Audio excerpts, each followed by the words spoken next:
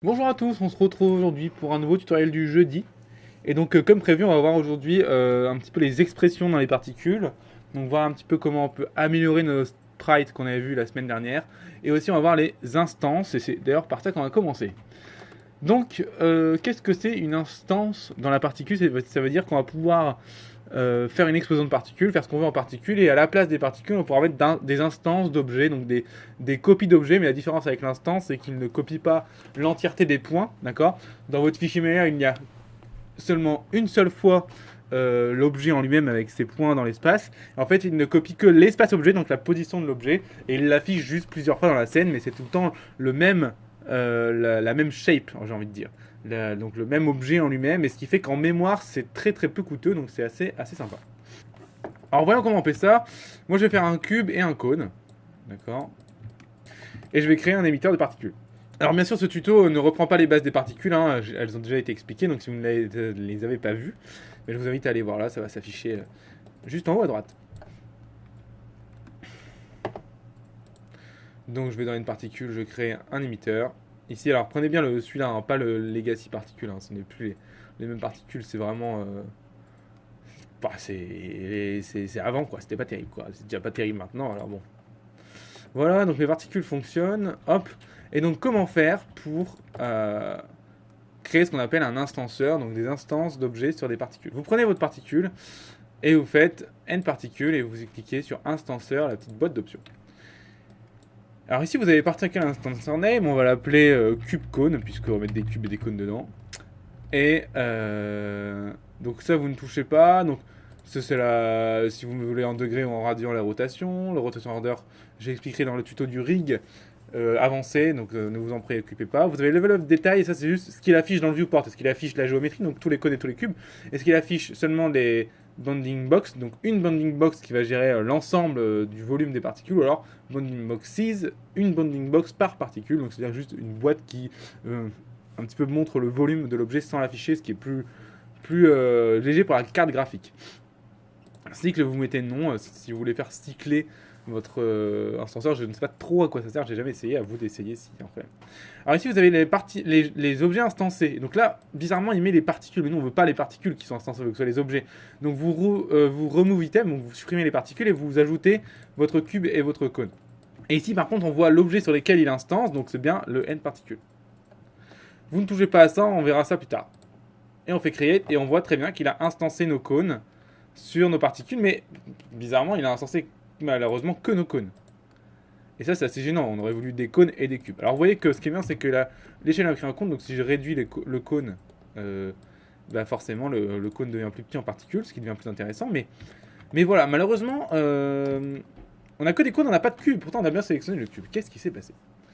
Et bien c'est là qu'on va commencer à rentrer dans les expressions. Tout ce que je vais dire sur les particules instancées vont aussi valoir pour les sprites qu'on a vu la semaine dernière, même si à la fin du cours je reverrai un petit peu pour les sprites comment ça se passe en pratique. Donc on va sélectionner nos particules, notre objet particule. Voilà. Et on va aller dans son attribut editor. Et ici on va aller voir dans l'objet, dans l'onglet port particule attribute que j'avais déjà un petit peu commencé à expliquer la dernière fois.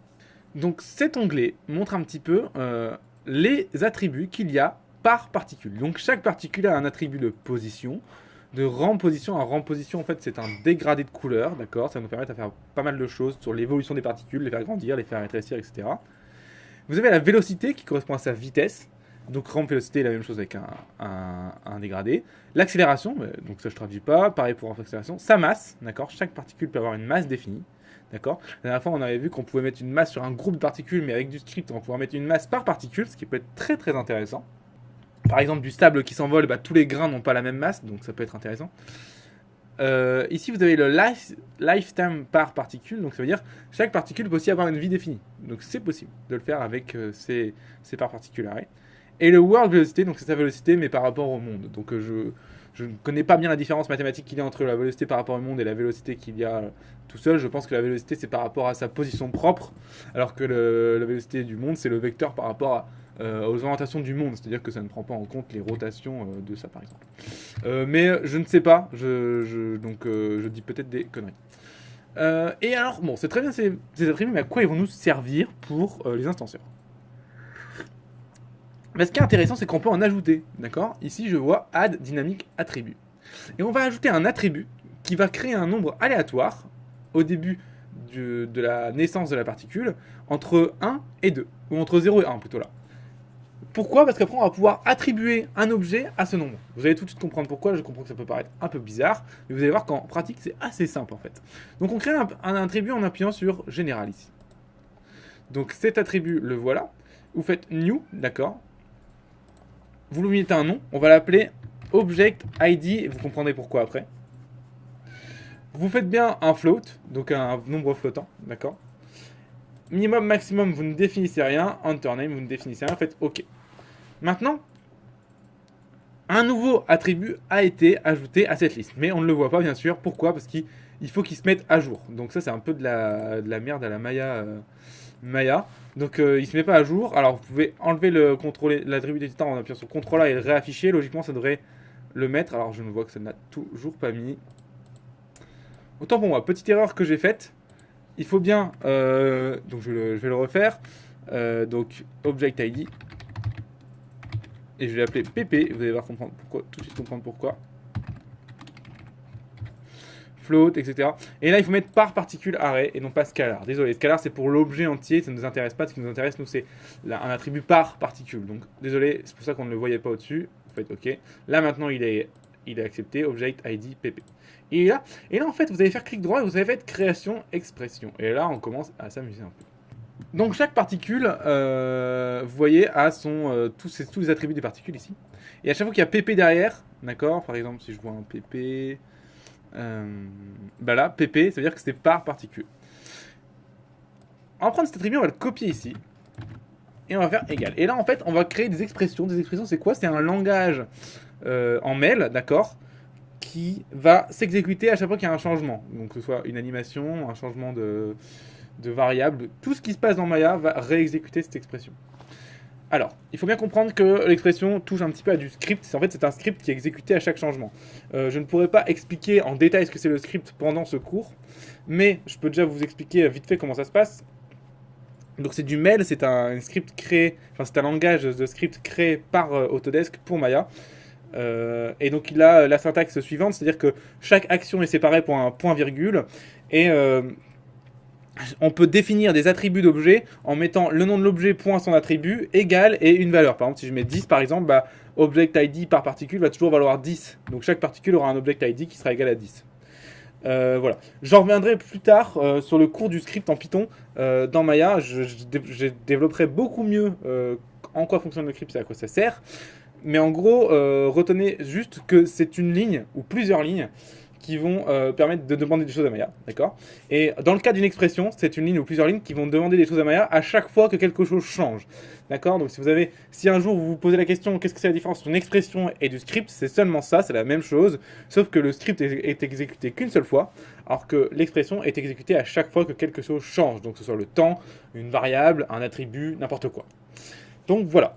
Donc qu'est-ce qu'on va écrire dans cette expression? En fait, on va tout simplement dire que cet objet, ici cet attribut, pardon, va être égal à un nombre aléatoire entre 0 et 1. Ben oui, parce qu'en fait, il faut bien comprendre que quand on a sélectionné nos deux objets, ben d'ailleurs je peux vous le montrer, ici, quand je vais dans instanceur, ici, instanceur, voilà, vous avez instanceur node, non c'est pas celui-là, autant pour moi, instanceur, où est-ce que je vois ça? Ah oui non pardon, c'est pas là. Si je vais dans Windows Outliner, parce que dans Outliner je vois aussi qu'il m'a créé un instanceur ici, un objet instance qui gère les géométries. Et là je vois que, il a fait quoi? Et bah il a mes deux objets, et comme par hasard le premier objet, donc cône, est affiché et pas le cube. Ça c'est intéressant parce que si je move up le cube, et bah hop, il n'y a que les cubes qui sont affichés et puis les cônes. Donc ça c'est intéressant. Ça veut dire qu'il m'affiche que le premier, que le 0 en fait, que le nombre 0. Et donc en gros, on va dire que notre expression va expliquer que... alors, attends pour moi, hop. Parce qu'à chaque fois que si vous ne créez pas l'expression, elle s'efface. Donc, on va lui dire qu'il va prendre un nombre aléatoire entre 0 et 1, puisque nous, on voudrait non pas que toutes les particules commencent avec le shape 0, mais elle veut ou la shape 0 ou la shape 1. Et donc, le meilleur truc à faire, c'est pas une sur deux, mais faire un nombre aléatoire, ce serait le plus cohérent, en tout cas, pour ce qu'on veut faire. Donc, pour ça, il y a une fonction qui s'appelle rand, et on met entre 0 et 2. Pourquoi 2? Parce qu'en fait, sinon, 2 est exclu, en fait. Donc, en gros, là, il va nous donner un nombre aléatoire entre 0 et 1,99. Donc, c'est très bien. Faut savoir que ça va nous rendre un nombre à virgule, mais non, on s'en fout. Lui, il arrondit et il se débrouille. Donc, c'est très bien. Alors, rand, c'est quoi très vite fait en script? En script, en gros, rand est une fonction. Une fonction, c'est quelque chose qui renvoie quelque chose, qui va faire quelque chose. Et donc là, en gros, c'est une fonction qui renvoie un nombre aléatoire entre 0 inclus et 2 exclus. D'accord? Bon, si vous voulez en avoir plus sur la fonction rand, vous pouvez aller voir sur internet, vous mettez rand mail et vous aurez toute la documentation. Et surtout ce qui est fonction générale de script ou d'expression, bah, moi j'aborderai ce sujet dans un cours prochain sur le script en général. Donc vous embêtez pas trop avec ça pour l'instant. Réfléchissez juste en fait que là on demande de créer un nombre aléatoire et qu'on le met dans l'attribut Object ID PP qu'on a créé tout à l'heure qui est ici. Là on va faire créer et hop on a créé une expression, on peut la close. On joue l'animation et on voit que rien ne se passe. Pourquoi rien ne se passe? Parce qu'en fait, on a créé l'attribut, mais on ne l'a pas assigné au fait de changer d'objet. D'accord? Donc on va faire ça maintenant dans l'option instanceur, ici géométrie remplacement, qui va nous permettre de faire ça justement, de remplacer les objets. En fait, là on a plein de choses ici qu'on va expliquer après, mais là vous avez surtout object index. Oh tiens, object index, bizarre. Est-ce que ça ne veut pas dire index d'objet, numéro d'objet? Ben si, ça veut dire ça. Et là on voit known, c'est-à-dire que le numéro d'objet est attribué à rien, et comme il est attribué à rien, par défaut, Maya prend le 0. Tiens, bizarre, 0, est-ce que c'était pas le premier nombre qu'on avait ici? Donc quand on revient dans notre particule shape, on va l'attribuer à un nombre. Prenons son âge. Et bah comme par hasard, son âge étant progressif, là c'est 0, et en fait ici il doit passer à 0,51 par exemple, 0,5, il arrondit donc ça fait 1. Et donc plus les objets vieillissent, plus, enfin ils passent de cube à cône. Donc on voit bien que au fur et à mesure de leur vie, elles passent de 0 à 1, puisque bah, forcément la valeur de vie augmente, la variable âge augmente. D'accord? Donc changeons et mettons notre particule object ID. D'accord? Donc la variable qu'on vient de créer en expression. Donc qui prend une valeur aléatoire à la naissance de chaque particule. D'accord? Donc c'est aussi ça la particularité des expressions sur les attributs par particule, c'est qu'elles prennent une valeur. Enfin, le calcul est exécuté seulement quand la particule naît, après elle ne change plus. Si le calcul était exécuté à chaque frame, ben, on aurait des particules qui flicotent, qui changent de carré à cube tout le temps, de carré à cône tout le temps, alors que non, c'est pas le cas. Là, on voit bien que c'est aléatoire. On regarde bien, voilà. On a bien des cônes et des carrés, des cubes aléatoires. Mais vous allez voir qu'on peut aller encore plus loin, on pourrait créer, on va le faire d'ailleurs, hein, une variable aléatoire entre 0 et 360 pour que chaque objet ait une rotation aléatoire. Allez, faisons-le. Donc pour ça, on crée un nouvel attribut. On le met bien en par particule array et on l'appelle rotate random. D'accord? Je fais add. Et on va aussi faire la même chose avec le scale random. Add. Animation expression editor, donc c'est le même panneau qu'on avait tout à l'heure. Et là, on va aller dans select picture et by expression name. Et on a notre expression déjà qui est sur notre particule que je ne vois pas, ce qui est assez bizarre. Si, dans création. Alors bien sûr, on exécute l'expression bien à la création de la particule, pas avant, pas après. Donc, on l'a ici, on a notre expression. On va rajouter des lignes, on va dire, ah mais attends, particule object id pp, ben là c'est rotate random, je vous rappelle, hein.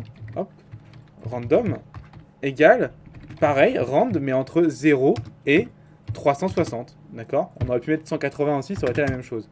Puisque quand on a fait un demi-tour, comme les objets sont symétriques, on n'aurait pas vu la différence. Mais bon, soyons corrects. Et on recommence avec le scale. D'accord? Et donc scale random, je me souviens plus si je l'avais écrit comme ça, c'est pas grave. Et là, on va mettre 0,1 par exemple, donc 0,1 et 1 par exemple. D'accord? Edit. Voilà, il me dit que rotate random n'existe pas, donc j'ai juste dû faire une erreur dans l'écriture de l'attribut. C'est pas très grave, pour ça il suffit d'aller vérifier ici. Donc rotate random, voilà. Et scale random, voyons, scale random, il n'y a pas d'erreur. Edit, ouais, c'est bon. Et donc maintenant, vous voyez bien que ça ne change strictement rien, d'accord, logiquement. J'ai bien toujours la même chose, puisqu'il faut, encore une fois, que j'assigne ces variables, ces attributs, au scale. Donc le scale, je vais lui dire, ah bah prends scale random, mais bizarrement, je ne vois pas le scale random là. Pourquoi? Mais en fait, ça, c'est un bug de... c'est pas un bug de Maya, mais c'est que c'est une sécurité de Maya, mais nous, ça nous intéresse pas tellement. Il faut cocher All Data Type. Ça veut dire qu'on va pouvoir mettre n'importe quelle donnée dans n'importe quelle donnée, parce que le scale prendrait en fait seulement des données à 3 valeurs, puisque l'on fait le scale sur X, Y et Z.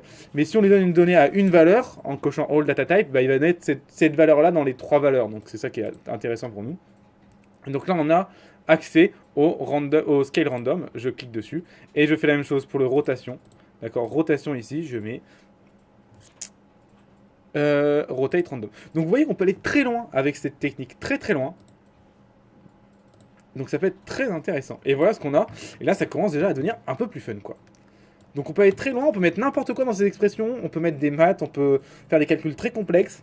Et donc on peut obtenir des choses très très très intéressantes. Donc c'est pas très user-friendly, comme on pourrait dire, c'est pas l'interface qui tue.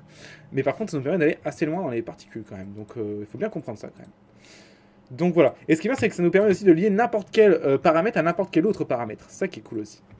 Parce que là on l'a fait avec des paramètres créés, mais vous l'avez vu tout à l'heure, on peut aussi le faire avec des paramètres qui existent déjà comme l'âge. On a terminé un petit peu pour les expressions sur les particules et sur les instanceurs. Voyons un petit peu le problème des sprites qu'on a vu la semaine dernière. Comment on va pouvoir intégrer ce principe-là au sprite. Là, vous allez voir que c'est tout bête. Allez, je fais un CTRL S et un CTRL N. On recommence, vite fait, on va recréer des particules. Hop.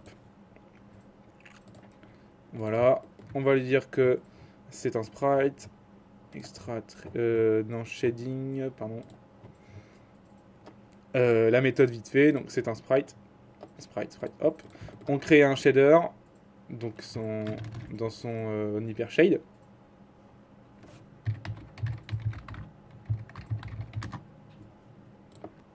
Rappelez-vous, hein, juste un surface shader suffit, pas la peine de créer forcément un shader qui comprend la lumière, même si vous pouvez le faire, hein, mais vous ne verrez pas votre résultat dans votre viewport. D'accord. On assigne le shader aux particules. Alors on sélectionne nos particules, on fait clic droit, Assign to Viewport Selection. Et ici on vient mettre une image à ces shaders. Donc je vais chercher une image vite fait. Par exemple, j'ai une image d'étoile ici. Hop. Et on va mettre la couleur dans Outcolor. Je ne vois toujours rien, j'appuie sur 6 pour afficher les textures. Et là j'ai mes étoiles qui sont partout. Comment faire pour que ces étoiles, ces images, soient d'une taille différente? Et bien c'est le même principe que tout à l'heure. Donc on va tout simplement créer... En fait, on va même pas créer un attribut, parce qu'en fait, je vous ai montré la dernière fois, l'attribut des sprites existe déjà. Le scale des sprites et tout existe déjà. Donc on peut très bien déjà en fait mettre une expression sur ces attributs-là, sans s'embêter. Mais il faut savoir comment il s'appelle et où est-ce qu'il trouve.